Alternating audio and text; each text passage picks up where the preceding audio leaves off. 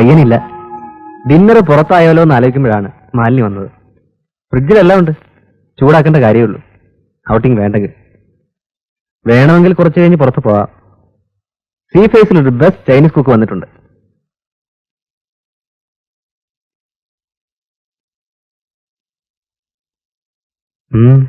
രവിയേട്ടന് പിന്നെ വല്ല ചേഞ്ചും ഇല്ല, ഒന്നുമില്ല. സുഖമുണ്ട്, വെരി നോർമൽ.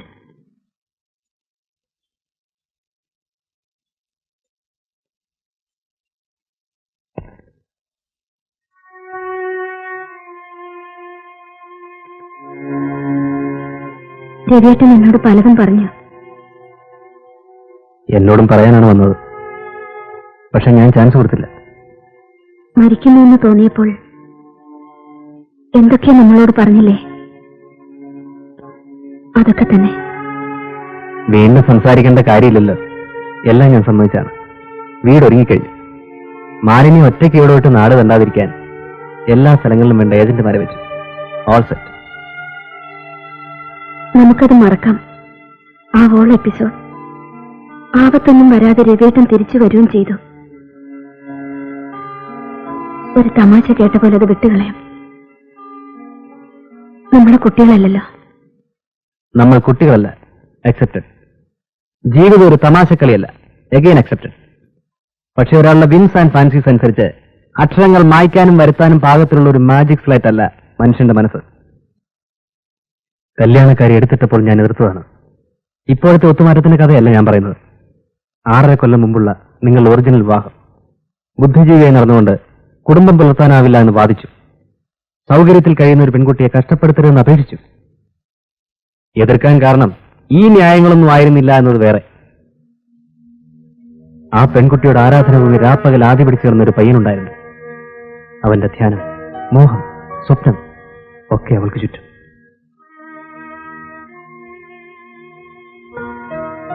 അവനത് പറയാൻ വയ്യ. കല്യാണം മുടക്കാൻ ആഗ്രഹിച്ചത് അവന് വേണ്ടിയാണ്. അവന്റെ എരിഞ്ഞു നേറൽ മാലിനിക്കറിയില്ല. ആരുടെ? എന്റെ, ഈ രാജേന്ദ്രന്റെ. പാർട്ട് ടൈം പണിയെടുത്ത് പഠിക്കുന്നവൻ അവനെങ്ങനെ സത്യം പറയും? ആചാരോപചാരങ്ങൾ വിടാത്ത 10 ഇംഗ്ലീഷ് വാചകങ്ങൾ, പെൺകിടാങ്ങളെ ക്ലാസ്സിൽ ചിരിപ്പിക്കാൻ 4 ഫലിതം, വാർഷികത്തിന്റെ നാടകത്തിൽ ഷേക്സ്പിയറുടെ 2 ആത്മകഥം. നൈജീരിയയിൽ നിന്ന് വന്ന് ആദ്യം നാട് കണ്ടവൻ ഹൃദയം പറിച്ചെടുത്ത് രവിസാറിന്റെ കാൽക്കൽ. അവന്റെ വേഷം ഓർമ്മയുണ്ടോ? പാന്റ് നിലത്തഴയും. പാർട്ട് ടൈം ടൈപ്പിസ്റ്റായി പണിയെടുക്കുന്ന വീട്ടിലെ സാറിന്റെ ദയ കൊണ്ട് കിട്ടുന്നതാണ്. മാലിനി, തടിച്ച ദേവി. 3ാമതൊരാൾ കൂടി ഉണ്ടല്ലോ, ശാന്തകുമാരി. നിങ്ങളുടെ പരിഹാസങ്ങൾക്ക് അത് ദിവസമില്ല. പക്ഷേ രാജേന്ദ്രൻ ഞങ്ങൾക്കൊക്കെ നല്ല ഫ്രണ്ടായിരുന്നു. കോളേജ് ഡേയ്സിലെ പരിഹാസമൊക്കെ ആരെങ്കിലും സീരിയസ് ആയി? ആക്ഷേപമില്ല. അല്പം പരിഹാസം നിത്യവും കിട്ടിയില്ലെങ്കിലായിരുന്നു പിന്നെ വിഷമം. പ്ലീസ്, ഞാൻ പറയാൻ വന്നത്. അറിയാം, പക്ഷെ ഞാൻ പറഞ്ഞു തുടങ്ങിയത് മുഴുവൻ കേൾക്കണം. അവന്റെ കഥ. നൈജീരിയയിൽ നിന്ന് പണം തലച്ചുമടായി കൊണ്ടുവന്ന ഡോക്ടർ തോമസിന്റെ മകളോട് അവൻ എങ്ങനെ പറയും? ദാ ഒരു ആരാധകൻ ഇവിടെ, ഞാനുണ്ട്, തല കാണില്ല. പിന്നെ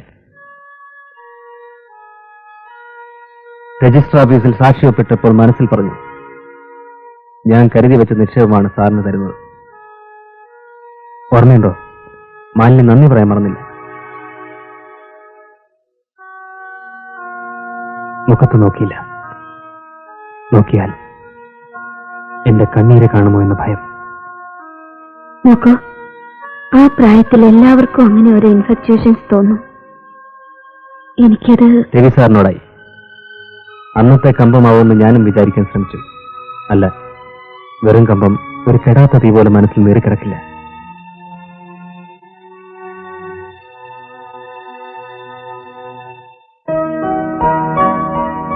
I loved you always.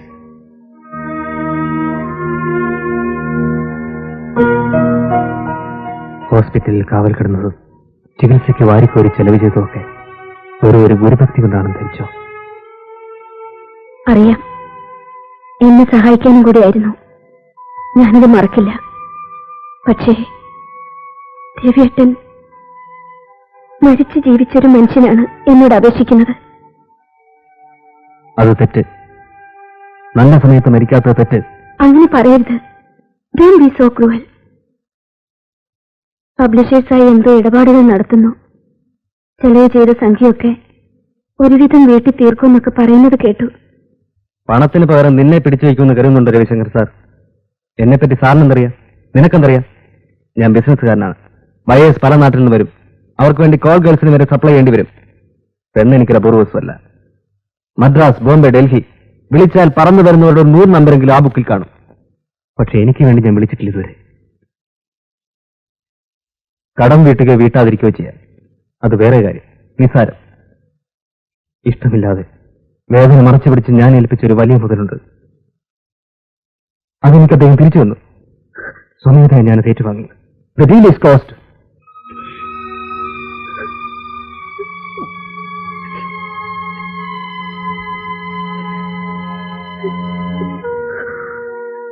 Rajendran,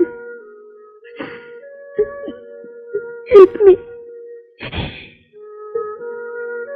Please.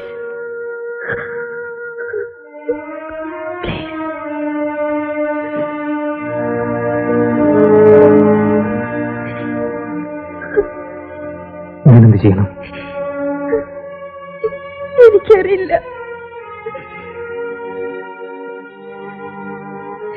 ഞാൻ ഈ സ്ഥലം വിട്ട് പോണോ?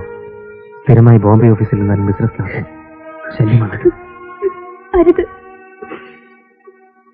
രാജേന്ദ്രൻ ഇവിടേക്ക് ഉണ്ടാവണം. എവിടേക്ക് പോരുത്. എനിക്കൊരു സമാധാനത്തിന് എനിക്ക് വേറെ ആരുണ്ട്?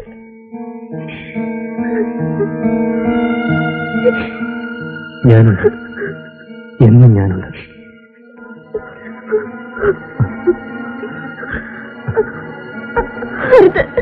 Please please. You are mine. No. എന്തിനാണ്? വിടൂ. No. I want you. വേണ്ട. വിടൂ. വിടില്ല. എന്റെ മാത്രം.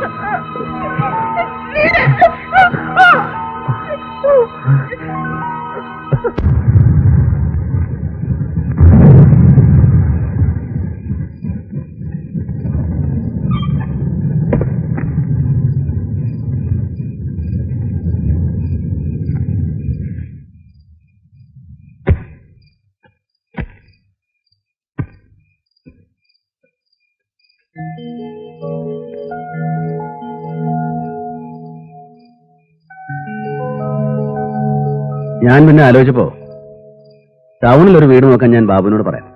കോളേജിനടുത്ത് എവിടെയെങ്കിലും. ലൈബ്രറിയുടെ സൗകര്യം നോക്കുമ്പോ ഞാനും ടൗണിൽ താമസിക്കുന്നതാവും ബെറ്റർ അല്ലേ?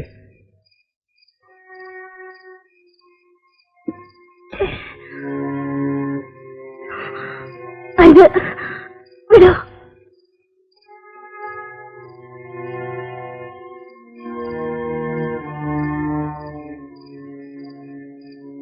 നോക്കൂ, എനിക്കിപ്പോ ഒന്നുമില്ല.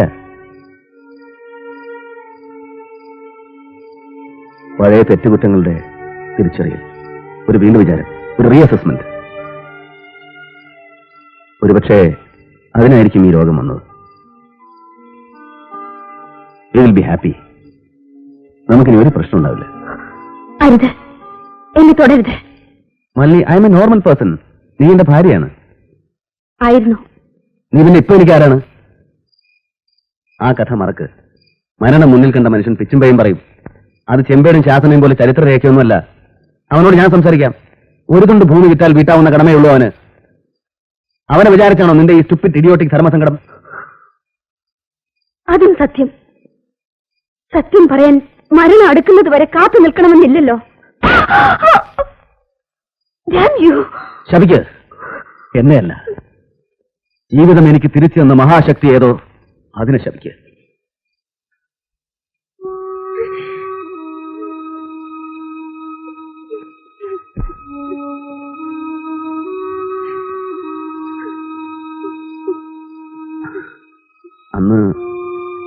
അന്ന് നിന്നെ വിചാരിച്ച് മാത്രമായിരുന്നു എന്റെ ദുഃഖം.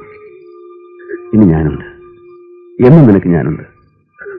ക്ഷോഭത്തിൽ ഞാൻ എന്റെ പൊന്നുമോളെ. എന്നെ തുടരുത്. ഒരേ ദിവസം രണ്ടാളുടെ മെത്ത പങ്കിടുമ്പോൾ എനിക്ക് എന്നോട് തന്നെ അറപ്പ് തോന്നും.